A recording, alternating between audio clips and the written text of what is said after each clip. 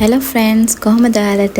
ඔන්න එහෙනම් තවත් ලස්සන වීඩියෝ එකක් අරන් ආවා. අද වීඩියෝ එක ඔයාලට මුස්ලිම් වෙඩින් වල හදන මාසි සම්බල් එක, උම්බලකඩ සම්බල් එක, පාන් වලට, රොටි වලට, බිරියානි වලට නැතුවම බැරි කොම්බෝ එකක් තමයි මේ මාසි සම්බල් එක. ඒක කොහොමද හදාගන්නේ කියලා මේකෙන් බලමු. ඒකට ලොකු සයිස් ලුණු ගෙඩි 4ක් විතර හීනියට කපලා අරගෙන තියෙනවා.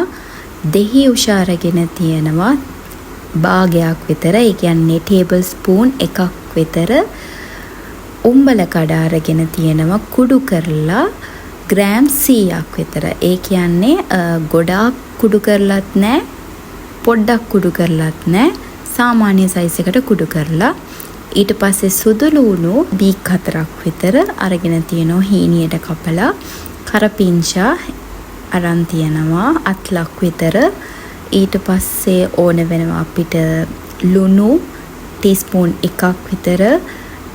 ඊට පස්සේ කෑලි මිරිස් ඕන වෙනවා ටේබල් ස්පූන් 2ක් විතර.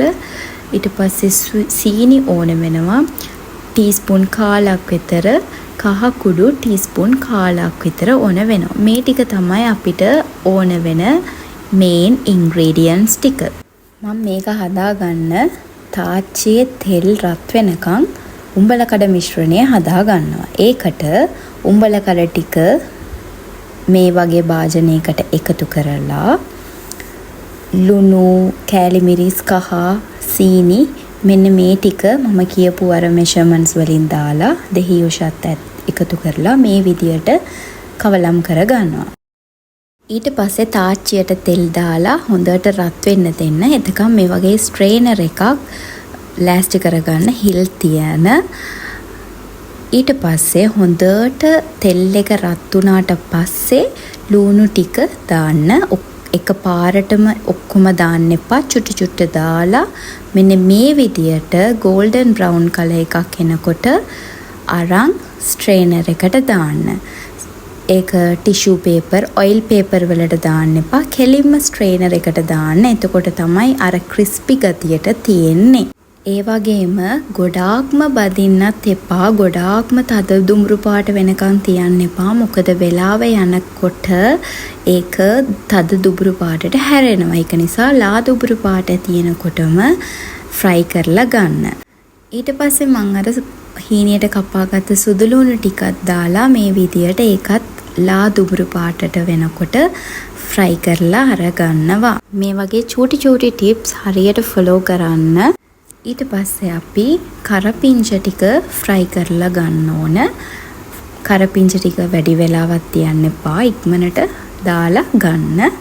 මෙන්න මේ විදියට ඔක්කොම ෆ්‍රයි කරලා තියාගන්න. ඊට පස්සේ ෆ්‍රයි කරගත්තු ටික අර උම්බලකඩ මිශ්‍රණයට රස්නේ පිටින්ම දාන්න.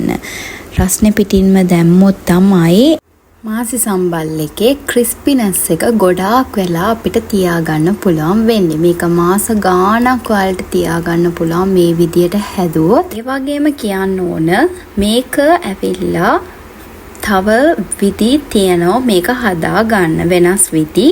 ඒකේ එක විදියක් තමයි මේ උම්බල කඩේක ෆ්‍රයි කරන්න නැතුව හදන මේ විදිය. මම දැන් ඔයාලට කියලා දුන්නේ. ඒ වගේම තව විදියක් තියෙනවා උම්බල කඩේක ෆ්‍රයි කරලා හදන එකත්.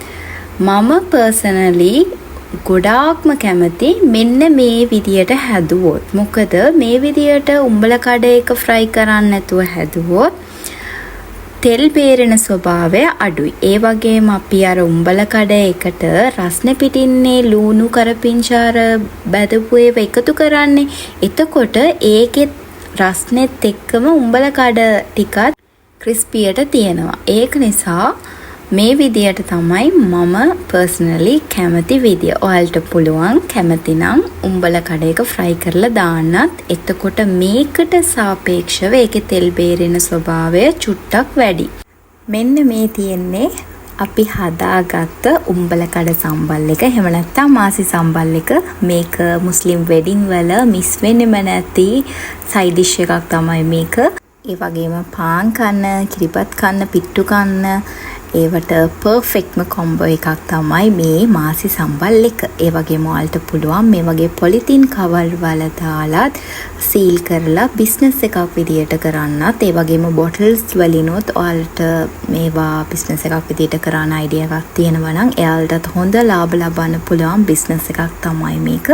ඒ වගේම පිටරට යන අයට ගෙනියන්න හදලා දෙන්න පුළුවන් හොඳ කෑමක්. මොකද එයාලට ගොඩක් කල් තියාගන්න පුළුවන්, මොකුත් වෙන්නේ නැහැ. එයාලට හදිසියට මේකෙන් කන්න ගන්න පුළුවන්. ඉතින් මේ වීඩියෝ එක ගැන ඔයාලට මොකද හිතෙන්නේ කියලා අනිවාර්යයෙන්ම කමෙන්ට් එකක් දාන්න, ලයික් කරන්න, ෂෙයා කරන්න.